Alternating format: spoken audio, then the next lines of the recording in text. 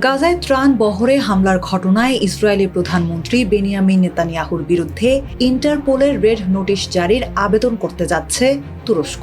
গত মে মাসে আন্তর্জাতিক জলসীমায় গ্লোবাল সামুদ ফ্লোটিলা নামক ত্রাণ বহরের জাহাজে ইসরায়েলি বাহিনীর হামলার পর তুরস্কের একটি আদালতে ৩৫ জনের বিরুদ্ধে অপরাধমূলক মামলা করায়। সেই মামলার ভিত্তিতেই নেতানিয়াহু সহ অন্য এক আসামির বিরুদ্ধে আঙ্কারার আদালত গ্রেপ্তারি পরোয়ানা জারি করে।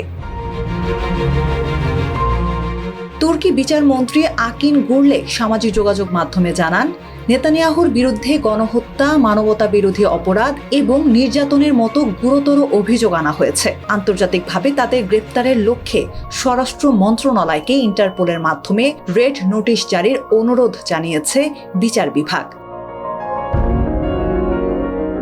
ইন্টারপোলের রেড নোটিশ হল বিশ্বজুড়ে পুলিশ বাহিনীর প্রতি কোনো ব্যক্তিকে প্রত্যর্পণের উদ্দেশ্যে সাময়িকভাবে আটক বা অবস্থান চিহ্নিত করার অনুরোধ। সদস্য রাষ্ট্রের আবেদনের পর ইন্টারপোল তা পর্যালোচনা করে চূড়ান্ত সিদ্ধান্ত নেয়।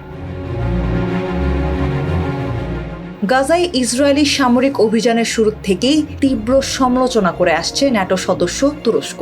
আঙ্কারা জানিয়েছে, গাজায় সংঘটিত অপরাধের জন্য ইসরায়েলকে জবাবদিহির আওতায় আনতে সমস্ত আইনি প্রক্রিয়া ব্যবহার করা হবে।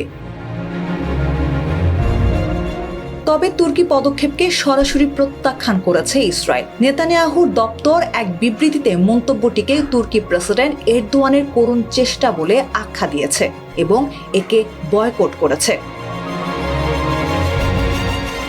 সম্প্রতি সিরিয়া ইস্যুতেও দুই দেশের সম্পর্ক আরও উত্তপ্ত হয়েছে।